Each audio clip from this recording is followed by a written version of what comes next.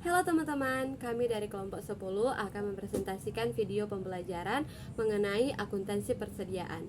Sebelum kita masuk dalam materi, saya akan memperkenalkan anggota kelompok saya. Yang pertama ada saya sendiri, yaitu Megawati Hari. Dan yang kedua ada teman saya, Guainete Intang. Dan yang ketiga ada Messi Tirukan. Dan yang keempat ada Mega Malonda. Dengan dosen pengampu, Nerjasi Warongan. Simak videonya guys. Baiklah, kita masuk dalam materi pengertian akuntansi persediaan.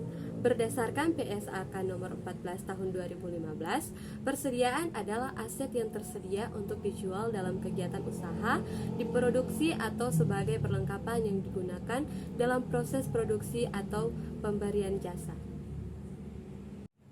Sederhananya, persediaan adalah bagian dari aset lancar yang dapat digunakan untuk memproduksi suatu barang atau langsung dijual. Dengan demikian, akuntansi persediaan adalah pencatatan dan penilaian persediaan yang belum dijual oleh perusahaan kepada konsumen. Nah, selanjutnya ada 3 manfaat akuntansi persediaan. Yang pertama, menyajikan informasi tentang persediaan yang ada dan perhitungan pengendalian persediaan, sehingga semua permintaan konsumen bisa terpenuhi dengan baik. Yang kedua, menyuguhkan informasi persediaan mulai dari penerimaan hingga pengakuan persediaan. Dan yang ketiga, mengendalikan persediaan agar perhitungan persediaan bisa dilakukan secara ekonomis. Selanjutnya, metode pencatatan persediaan. Pencatatan akuntansi keluar masuknya persediaan dapat dilakukan dengan 2 metode, yakni metode periodik. Pada metode pencatatan persediaan periodik, akun persediaan diperbarui pada periode tertentu saja, seperti pada hari terakhir dari suatu tahun buku. Sepanjang tahun, pembelian barang akan dicatat di dalam akun buku besar, sementara dengan akun pembelian.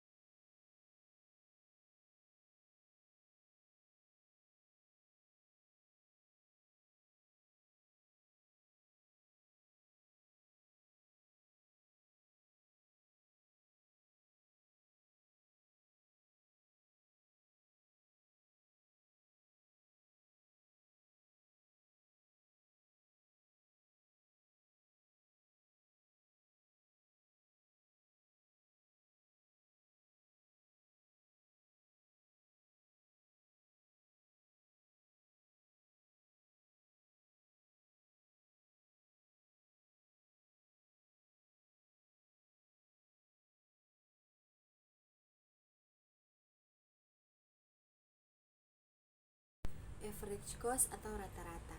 Jika kedua metode penilaian persediaan di atas menghitung HPP berdasarkan keluar masuknya barang, maka halnya dengan average cost. Pada metode ini, semua barang yang siap dijual memiliki harga yang sama. Dengan demikian, HPP-nya dihitung menggunakan rata-rata harga pembelian semua barang, kemudian dibagi dengan jumlah semua barang. Pengertian umum pengendalian atau inventory merupakan aktiva perusahaan yang menempati posisi yang cukup penting dalam suatu perusahaan, baik itu perusahaan dagang maupun perusahaan industri atau manufaktur. Apabila perusahaan yang bergerak di bidang konstruksi, hampir 50% dana perusahaan akan tertanam dalam persediaan, yaitu untuk membeli bahan-bahan bangunan.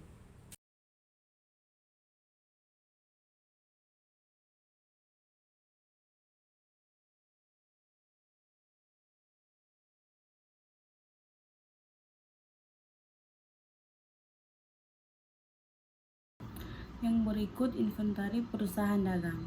Persediaan merupakan barang-barang yang dibeli oleh perusahaan dengan tujuan untuk dijual kembali tanpa mengubah bentuk dan kualitas barang, atau dapat dikatakan tidak ada proses produksi sejak barang dibeli sampai dijual kembali oleh perusahaan. B. Inventari perusahaan industri. Pengertian persediaan untuk perusahaan industri adalah barang-barang atau bahan yang dibeli oleh perusahaan dengan tujuan untuk diproses lebih lanjut menjadi barang jadi atau setengah jadi atau mungkin menjadi bahan baku bagi perusahaan lain. Hal ini tergantung dari jenis dan proses usaha utama perusahaan. Yang berikut jenis-jenis perusahaan. Yang pertama, bahan baku, yaitu barang persediaan ini milik perusahaan yang akan diolah lagi melalui proses produksi sehingga akan menjadi barang setengah jadi atau barang jadi sesuai dengan kegiatan perusahaan. Besarnya persediaan bahan baku dipengaruhi oleh perkiraan produksi, sifat musiman produksi, dapat diandalkannya pihak pemasok, serta tingkat efisiensi penjualan pembelian dan kegiatan produksi. Yang kedua, barang dalam proses adalah barang yang masih memerlukan proses produksi untuk menjadi barang jadi sehingga persediaan barang dalam proses sangat dipengaruhi oleh lamanya produksi, yaitu waktu yang dibutuhkan sejak saat bahan baku masuk ke proses produksi sampai dengan penyelesaian barang jadi. Perputaran persediaan bisa ditingkatkan dengan jalan memperpendek lamanya produksi. Dalam rangka memperpendek waktu produksi, salah satu cara adalah dengan menyempurnakan teknik-teknik rekayasa sehingga dengan demikian proses pengelolaan bisa dipercepat. Cara lain adalah dengan membeli bahan-bahan dan bukan membuatnya sendiri. Yang ketiga, barang jadi adalah barang hasil proses produksi dalam bentuk final sehingga dapat segera dijual. Pada persediaan ini, besar kecilnya persediaan barang jadi sebenarnya merupakan masalah koordinasi produksi dan penjualan. Manajer keuangan dapat merangsang peningkatan penjualan dengan cara mengubah persyaratan kredit atau dengan memberikan kredit untuk risiko yang kecil atau marginal risk. Nah, yang berikut penentuan kuantitas persediaan untuk menentukan jumlah barang yang masih dikuasai oleh perusahaan pada suatu saat yang dapat ditentukan melalui beberapa cara, yaitu yang pertama, stock of name, perhitungan barang pada awal dan akhir periode yang dihitung. Cara ini merupakan ketentuan yang harus dilakukan oleh manajemen untuk menentukan jumlah persediaan akhir sebagai salah satu persyaratan memperoleh undivided opinion. Yang kedua, menggunakan metode pencatatan perpetual. Dan yang ketiga, menggunakan metode gabungan antara metode pencatatan perpetual dengan stock of name. Dan yang keempat, menggunakan metode penilaian berdasarkan hubungan agregatif, yaitu gross profit method dan realized inventory method. Selanjutnya, sistem pencatatan persediaan. Untuk dapat menentukan nilai persediaan pada akhir periode dan menetapkan biaya persediaan selama satu periode, sistem persediaan yang digunakan adalah sistem periodik atau fisikal, yaitu pada setiap akhir periode dilakukan perhitungan secara fisik untuk menentukan jumlah persediaan akhir. Sistem permanen atau perpetual yaitu melakukan pembukuan atas persediaan secara terus-menerus, yaitu dengan membukukan setiap transaksi persediaan baik pembelian maupun penjualan. Selanjutnya, metode tanda pengenal khusus. Dalam metode tanda pengenal khusus atau specific identification, setiap barang yang dibeli atau yang masuk diberi kode atau tanda pengenal yang menunjukkan harga persatuan sesuai faktur yang diterima. Metode rata-rata. Yang pertama, metode rata-rata sederhana. Dalam metode ini, harga barang ditentukan dengan cara membagi jumlah harga beli persatuan setiap transaksi pembelian dan persediaan awal dengan frekuensi pembelian dan persediaan awal periode. Yang kedua, metode rata-rata tertimbang. Dalam metode ini, harga barang ditentukan dengan cara membagi jumlah harga barang yang tersedia untuk dijual, yakni jumlah persediaan awal ditambah jumlah pembelian dengan kuantitas barang tersebut. Penilaian persediaan dengan sistem fisik. Untuk menentukan nilai persediaan barang pada akhir periode menurut sistem fisik adalah sebagai berikut.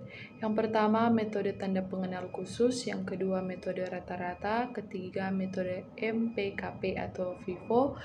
Keempat, metode MTKP atau LIFO. Dan yang terakhir, metode persediaan dasar. Metode MPKP atau FIFO. Dalam metode ini, barang yang lebih dulu masuk dianggap lebih dulu keluar atau dijual sehingga nilai persediaan akhir terdiri atas persediaan barang yang dibeli atau yang masuk belakangan. Selanjutnya, metode MPKP atau LIFO.